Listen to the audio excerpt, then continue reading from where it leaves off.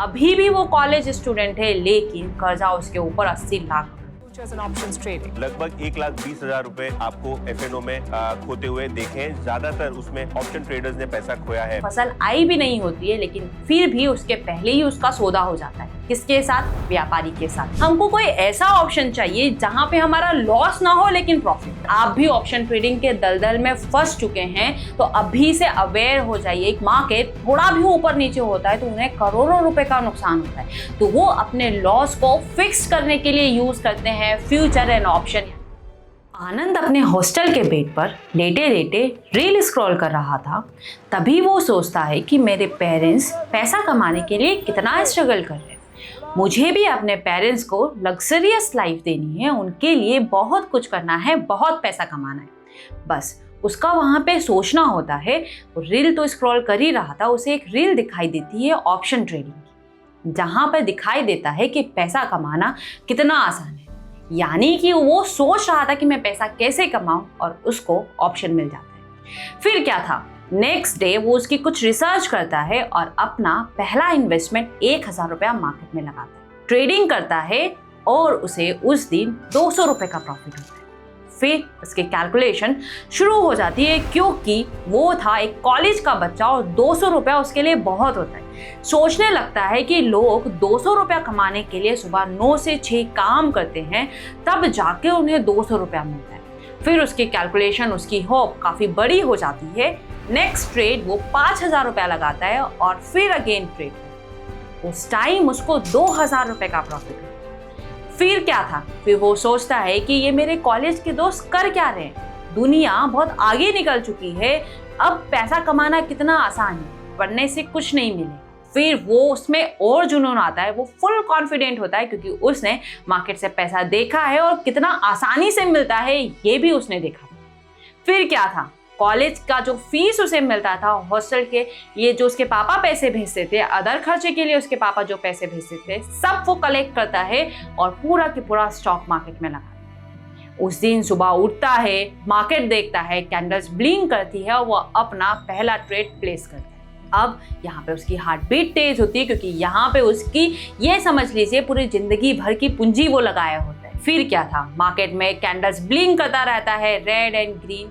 बस अचानक से एक ऐसा मूवमेंट आता है कि मार्केट में एक पैनिक सिचुएशन आती है और मार्केट धड़ धड़ गिरने लगता है। फिर क्या था, पूरा के पूरा वो सिचुएशन, उसका कैपिटल वाइप आउट हो जाता है। फिर वो घबराने लगता है, उसकी हार्ट बीट तेज हो जाती है, सर से पसीना टपकने लगता है, सोचता है ये मैंने क्या कर दिया। लेकिन थोड़े टाइम अफसोस करने के बाद सोचता है कि मार्केट से मैंने पैसा भी तो बनाया है, बहुत आसान है, फिर से एक बार ट्राई करता हूँ, मुझसे होगा। फिर क्या था, घर का जो पैसा था वो तो वो खत्म कर चुका था, लेकिन अब दोस्तों से उधार लेना शुरू करता है, बैंक से लोन लेना शुरू करता है, क्योंकि उसे अपना पैसा भी तो रिकवर करना था, अपने मम्मी पापा को जवाब भी देना था कि आखिरकार उसने उस पैसे का किया क्या। फिर वो सब लोगों से पैसा जुटाता है और ट्रेडिंग करना शुरू करता है।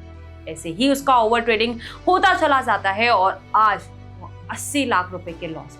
उसकी उम्र ज़्यादा नहीं है, अभी भी वो कॉलेज स्टूडेंट है, लेकिन कर्जा उसके ऊपर 80 लाख रुपए। ये क्या था, ये दलदल था जो वो एक ऑप्शन ट्रेडिंग, जो एक होप में फंसता गया।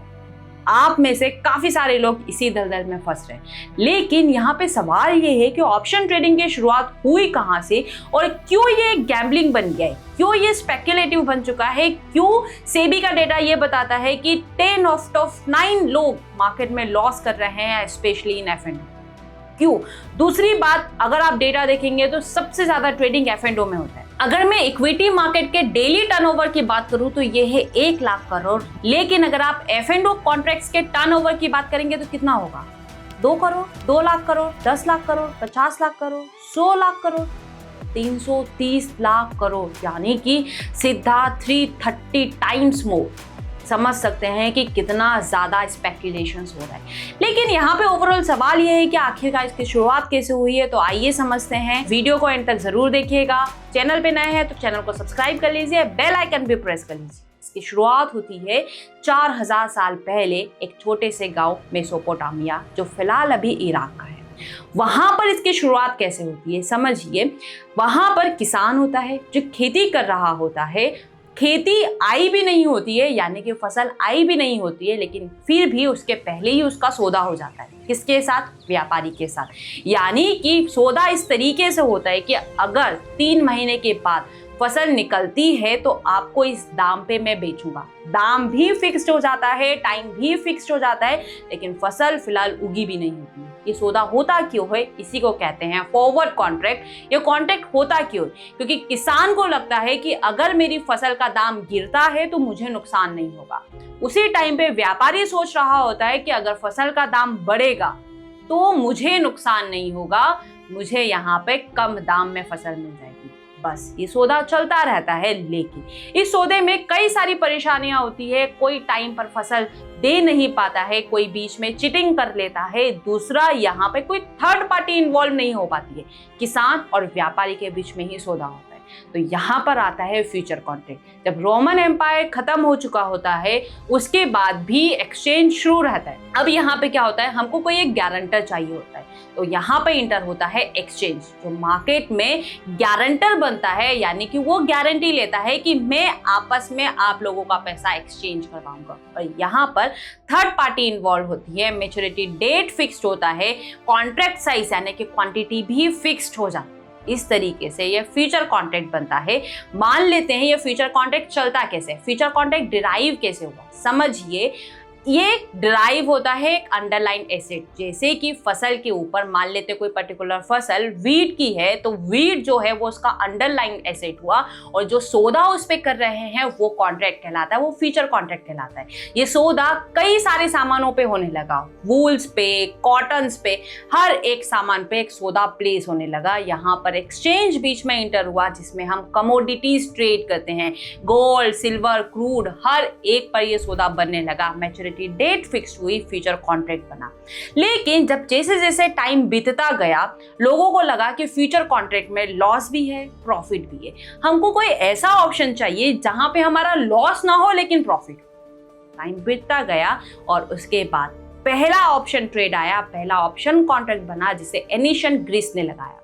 यहाँ पे क्या था, यहाँ पे इन लोगों ने तय किया कि फ्यूचर कॉन्ट्रैक्ट्स में पोजीशंस लेना, चाहे लॉस हो चाहे प्रॉफिट हो, वो आपका ऑब्लिगेशन है, लेकिन ऑप्शन ट्रेडिंग आपका राइट बन जाए, आपकी चॉइस बन जाए। यानी कि अगर आपको प्रॉफिट हो तो आप उसको ले पाए, और अगर आपको प्रॉफिट ना हो रहा हो, नुकसान हो रहा हो, तो आप वो सौदा कैंसिल भी कर सकते हैं। फ्यूचर कॉन्ट्रैक्ट होता कैसे था, सौदा क्रिएट कैसे होता था? मान लेते हैं किसान की फसल है वीट की, उसने दाम लगाया 50 रुपीज का, यानी कि आज से 3 महीने के बाद मैं इसे आपको 50 रुपए में बेचूंगा।